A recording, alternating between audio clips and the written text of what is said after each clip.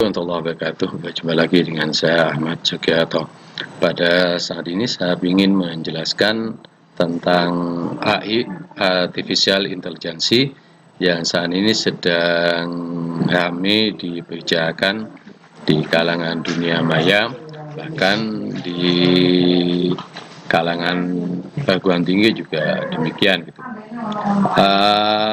AI ini sebenarnya kalau kita lihat ke belakang itu sudah lama gitu. Jadi kecerdasan buatan yang dibicarakan itu sudah lama, karena ketika kita menggunakan Facebook, kemudian kita menggunakan media sosial yang lainnya, maka input-input data yang pernah kita berikan itu mereka menyimpan dan akan menjadi source buat mereka gitu. Sehingga akhirnya di Facebook kita akan sering muncul apa yang sering kita lihat, apa yang pernah kita masukkan. Di Google juga demikian. Artinya mereka telah menyimpan source input yang telah diberikan oleh kita gitu. Hanya saat ini AI ini lebih modern lagi gitu. Sehingga bisa membantu kita. Oke, langsung aja ke aplikasinya. Yang saya pergunakan adalah AI yang dibuat oleh OpenAI, di mana Bapak Ibu bisa masuk ke laman ini gitu, laman chat.openai.com. Oke, setelah Bapak Ibu mengetik di laman ini gitu, chat.open.com, maka di login. Pertama kalau belum daftar. Kalau Bapak Ibu pernah atau memiliki email gitu, maka bisa masuk lewat emailnya. Saya masuk continue lewat Google.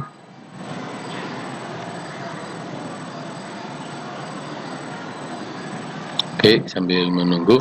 Jadi AI ini Bapak Ibu kedepannya bahkan akan meminta kita untuk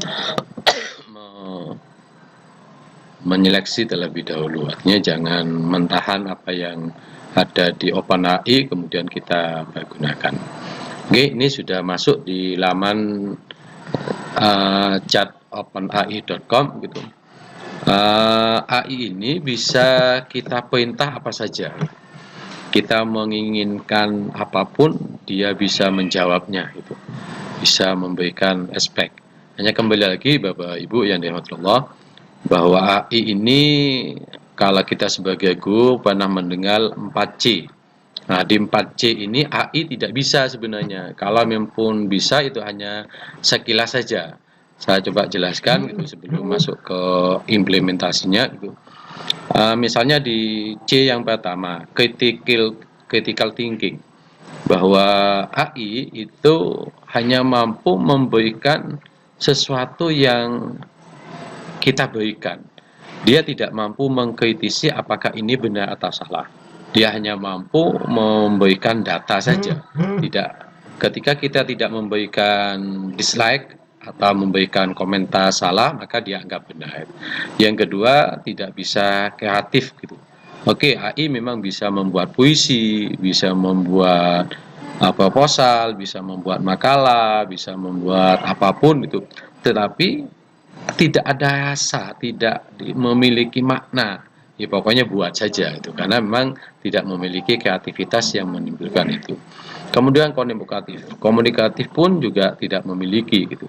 Karena mereka hanya memesan apa yang diberikan, tidak tahu siapa yang berkomunikasi itu, sehingga audiennya tidak akan disesuaikan. Pokoknya dia buat sesuai permintaan gitu aja. Kemudian berkolaborasi juga demikian, tidak memiliki emosional, tidak bisa memberikan jalinan sosial, mempunyai religius dan lain sebagainya. Tapi cukup bagus untuk kita sebagai dasar. Oke, cara membuatnya Bapak Ibu, kalau kita sudah masuk, kita ngetik aja di sini perintahnya. Semakin kita memperjelas perintah gitu, maka semakin lengkap datanya. Misalnya saya minta buatkan saya makalah tentang pembelajaran nah, makalah latar belakang aja, makalah dengan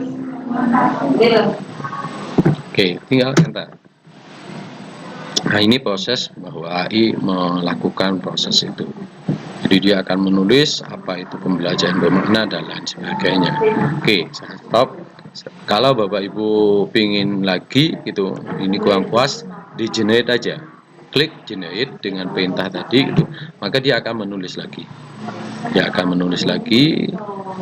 Tulisan pertama dengan tulisan kedua itu sudah berbeda, dan ini sudah ada halamannya dua. Saya stop. Saya minta sekarang buatkan saya puisi tentang guru. Diantar.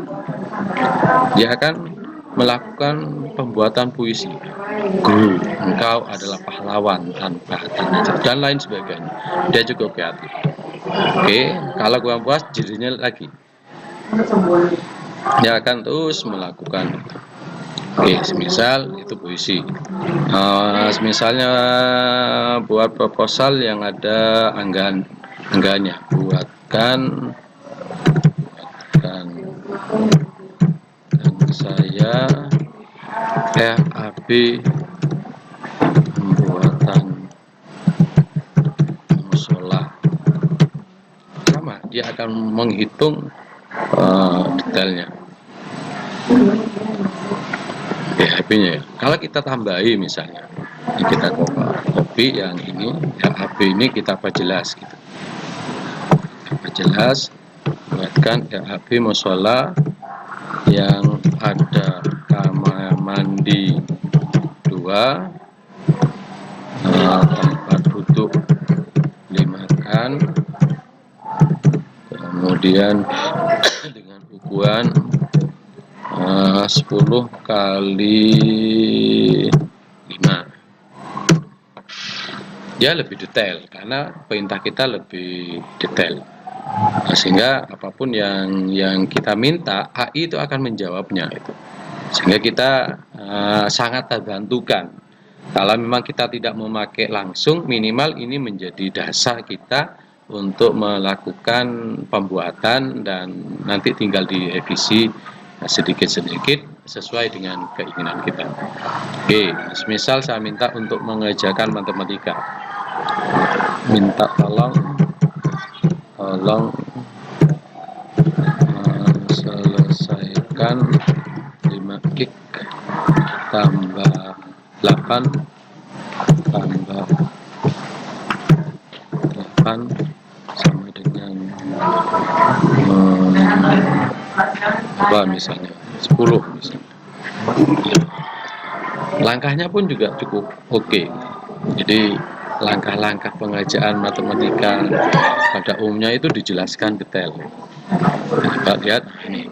Untuk menyelesaikan ini jadi langkahnya seperti kita melakukan langkah sedikit demi sedikit. Misal ke bahasa Arab.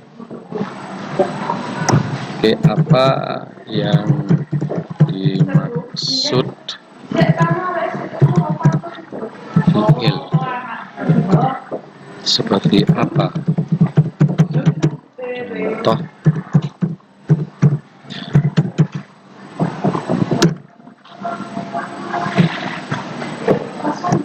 Dia proses untuk melakukan apa yang kita perintahkan.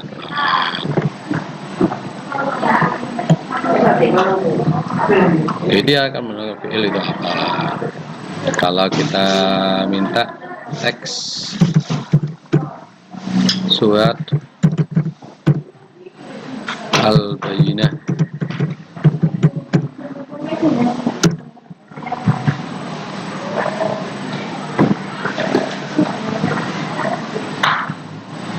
kalau perintahnya nggak jelas, ini kita harus hilangkan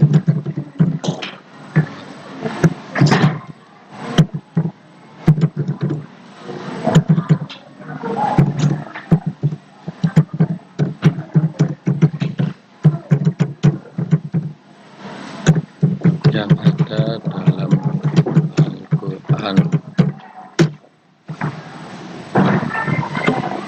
Dia tidak hanya bahasa Indonesia, bahasa Arab, bahasa Inggris, dan semua itu bisa.